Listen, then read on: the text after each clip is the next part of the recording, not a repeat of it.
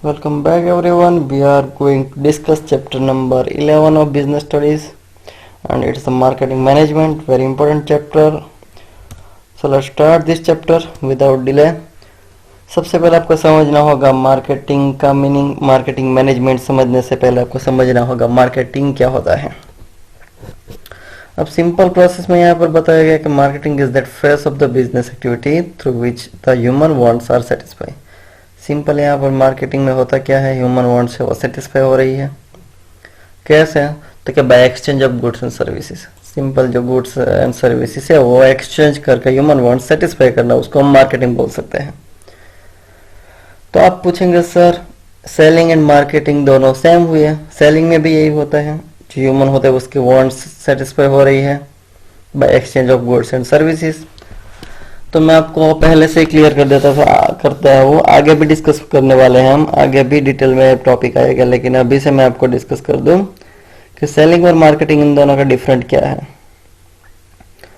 तो सेलिंग में होता यह है कि सेलिंग में जो प्रोड्यूसर प्रोड्यूस करता है वो मार्केट में सेल करता है. इट मीन्स वो जो भी प्रोड्यूस करेगा उसे वो सेल करेगा.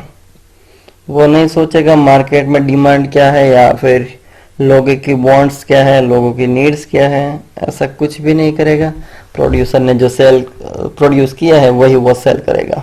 इट मीन्स वो सेलिंग हुआ. और मार्केटिंग में क्या होता है, मार्केटिंग में सबसे पहले देखा जाता है कि लोगों की नीड एंड वांट्स क्या है, उसके बाद वो गुड्स एंड सर्विसेज एक्सचेंज किए जाते हैं.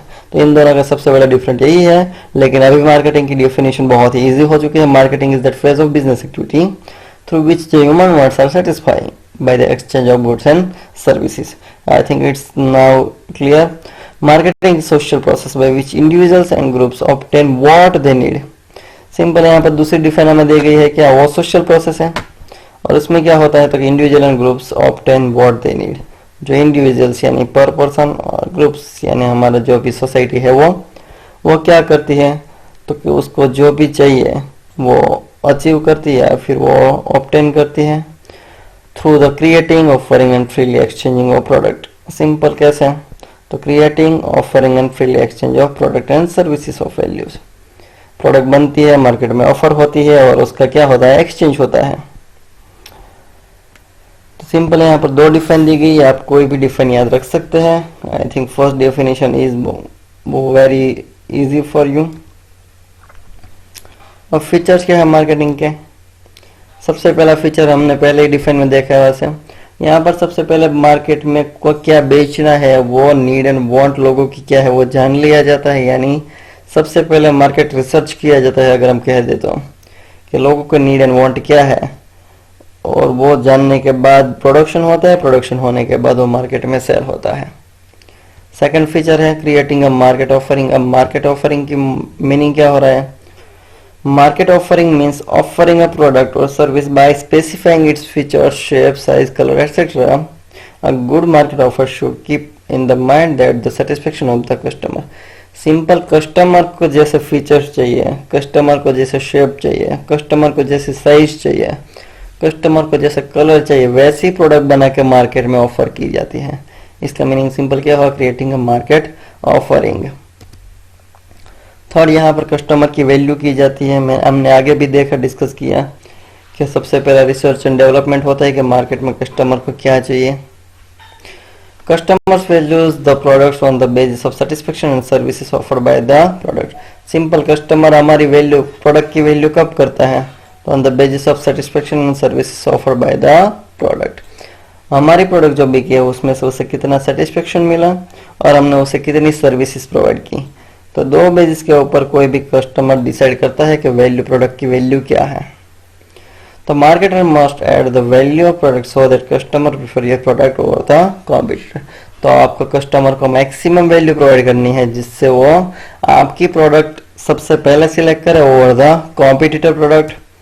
फोर्थ बताया गया है एक्सचेंज मैकेनिज्म.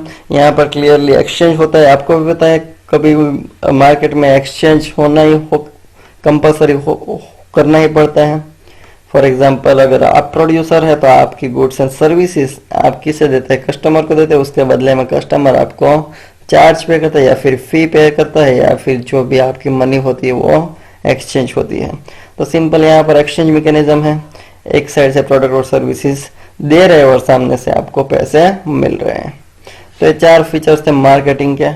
अब शायद जा सकते हैं मार्केटिंग मैनेजमेंट के ऊपर। अब marketing management pillars of marketing रह गए। पिलर्स ऑफ मार्केटिंग यानी कौन से 5 पिलर्स पे हमारा पूरा मार्केटिंग खड़ा है। अगर इसमें से एक भी पिलर्स नहीं है तो प्रॉपरली मार्केटिंग नहीं हो सकता। देखते हैं कौन कौन से पिलर्स होते हैं। सबसे पहले presence of at least 2 parties, clearly होना चाहिए क्योंकि एक के पास गुड्स एंड सर्विसेज है तो सेकंड पार्टी के पास पैसे है। तो एक साइड से गुड्स एंड सर्विसेज प्रोवाइड किए जाएंगे और दूसरी साइड से वो मनी उसके पास आएंगे, यानी कंपलसरी आपके पास 2 पार्टीज होनी चाहिए मार्केट में। Second, both parties must have something viewed valuable by each other. दोनों पार्टी के पास कुछ ना कुछ वैल्यूएबल होना चाहिए। फॉर एग्जांपल प्रोड्यूसर के पास गुड्स एंड सर्विसेज है और सामने कस्टमर के पास मनी है। Third, both parties are free to accept और रिजेक्ट द ऑफर। जैसे दोनों के पास राइट होना चाहिए कि मार्केट में जो ऑफर की गई है वो एक्सेप्ट करे या फिर रिजेक्ट करे। फॉर एग्जांपल अगर कस्टमर को आपने गुड्स एंड सर्विसेज ऑफर की है, अगर उसको आपकी गुड्स एंड सर्विसेज प्रॉपर लगती है, उसे पसंद है तो वो एक्सेप्ट करेंगे, वरना वो रिजेक्ट कर देंगे। Second, each party feels desirable to deal with other. दोनों की कुछ ना कुछ डिजायर होनी चाहिए डील करने की। प्रोड्यूसर को कुछ ना कुछ सेल करना होना चाहिए या फिर जो कस्टमर है उसे कुछ ना कुछ परचेस करना होना चाहिए। और फिफ्थ बताया गया, each party is capable communication and delivery.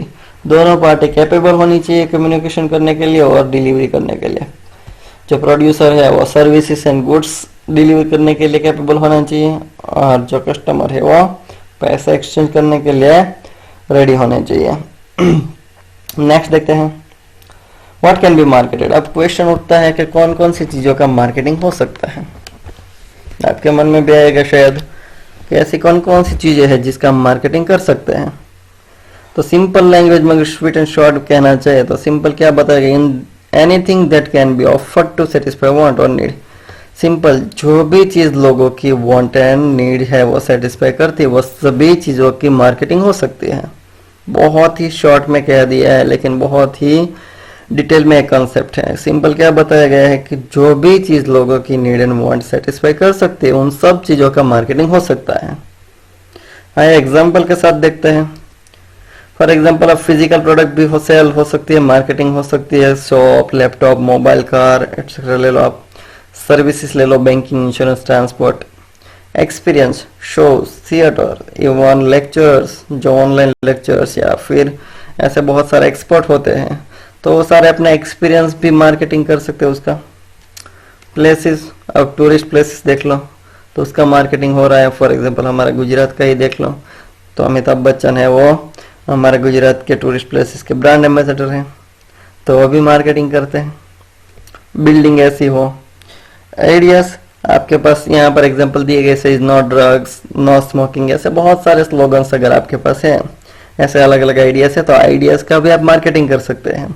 और 6 बताया गया है information services, export import. For example बहुत सारे लोग आज इस बिजनेस से जुड़े हुए हैं, एक्सपोर्ट इंपोर्ट करना, लेकिन बहुत सारे लोग ऐसे भी है जिसको कैसे एक्सपोर्ट करना है, कैसे इंपोर्ट करना है उसकी प्रोसीजर नहीं पता है, तो आप उसे इंफॉर्मेशन प्रोवाइड कर सकते हो, उसकी भी मार्केटिंग कर सकते हो।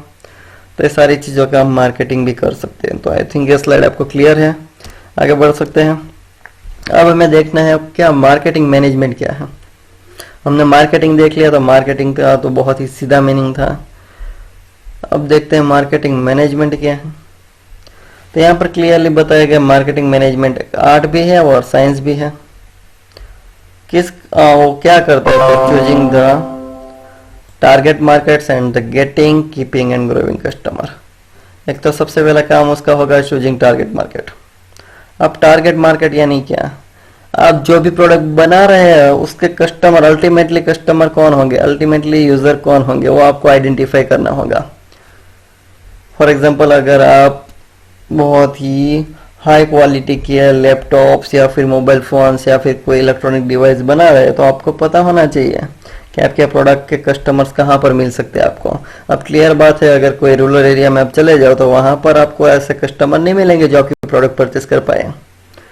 तो आपको टारगेट मार्केट ऐसा डिसाइड करना है जहां पर आपके प्रोडक्ट सेल हो सके, यानी उन लोगों को ऐसे अर्बन एरिया या फिर रिच एरिया सेलेक्ट करने होंगे उसे हम बोल सकते हैं choosing the target market.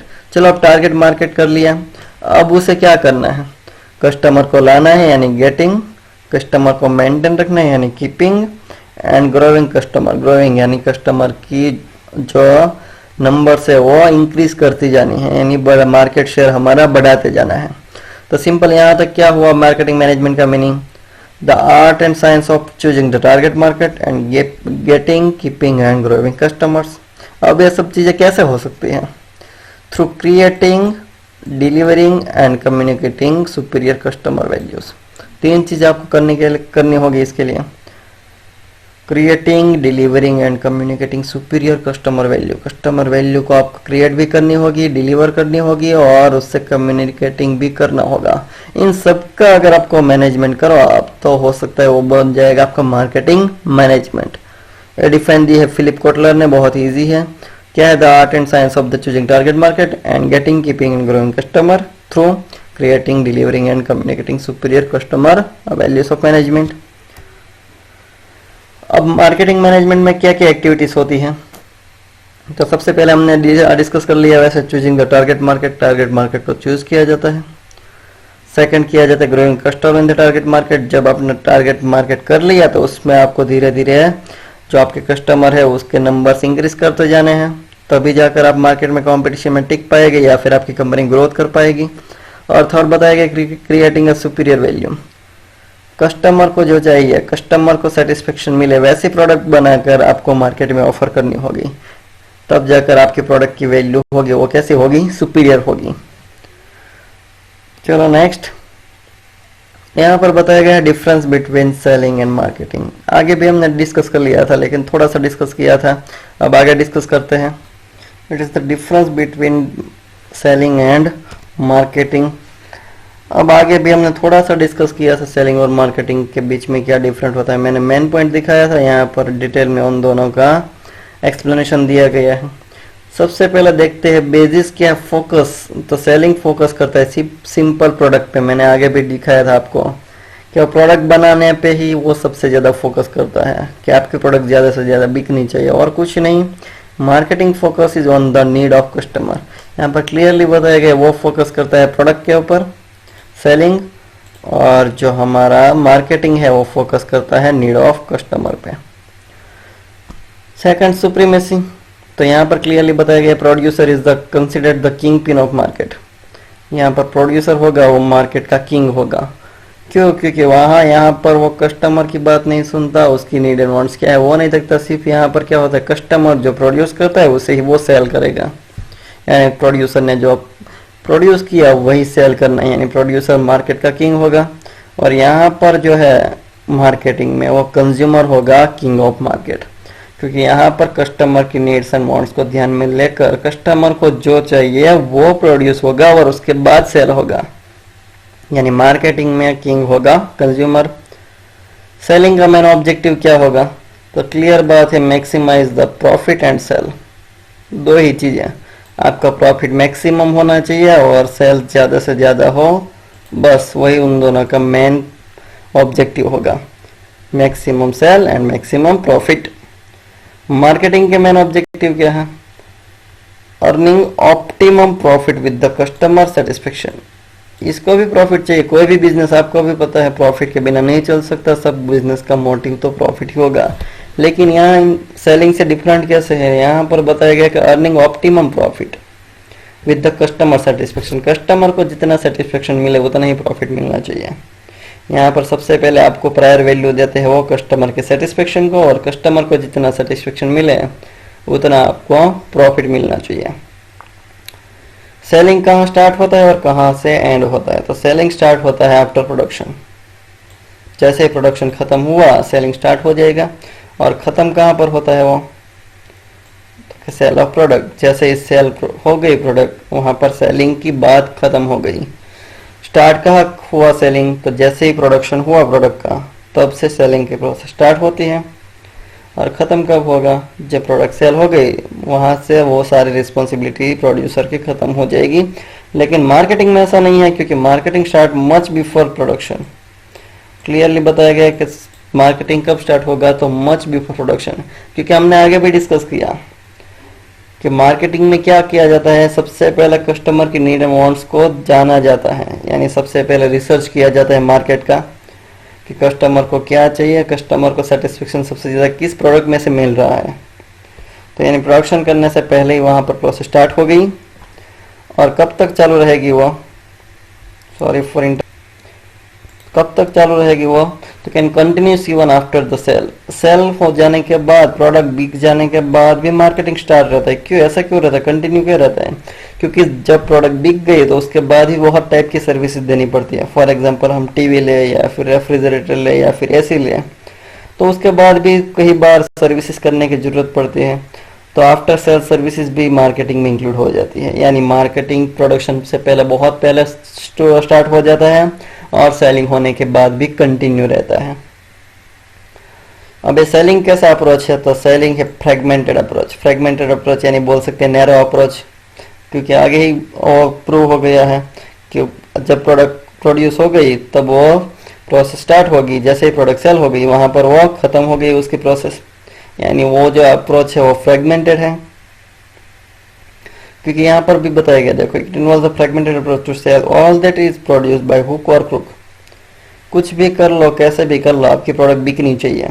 Customer को कुछ प्रॉब्लम हो रही है, आपकी जो प्रोडक्ट है वो प्रॉपर मार्केट के लिए है या नहीं है, वो लोगों की हेल्थ के लिए हजार्डस है या नहीं है, वो कुछ भी नहीं देखना है, कैसे भी करके आपकी प्रोडक्ट बिकनी चाहिए। यानी कि आपका जो अप्रोच है सेलिंग का वो फ्रेगमेंटेड है, और मार्केटिंग का जो अप्रोच है वो इंटीग्रेटेड है। सिंपल बोल सकते हैं, नैरो नहीं है, वो कैसा है, वाइड अप्रोच है। क्योंकि यहाँ पर क्या करना है, तो identify and satisfy customer, customer की नीड एंड वांट्स को आइडेंटिफाई भी करना है और उसको सेटिस्फेक्शन भी देना है। यानी ये जो अप्रोच है मार्केटिंग का वो इंटीग्रेटेड अप्रोच है। अब डिमांड, तो it assumes the demand for the products. यहाँ पर जो डिमांड है वो क्रिएट की जाती है कैसे, तो कि वो अज्यूम कर लिया जाता है कि उनसे प्रोडक्ट की कितनी डिमांड रहेगी। वो मार्केट में कुछ भी रिसर्च करने नहीं जाते हैं, यहाँ पर सिर्फ अज्यूम किया जाता है कि प्रोडक्ट की मार्केट में डिमांड क्या रहेगी, और यहाँ पर डिमांड क्रिएट की जाती है, अज्यूम नहीं की जाती है, लेकिन यहाँ पर डिमांड को क्रिएट किया जाता है।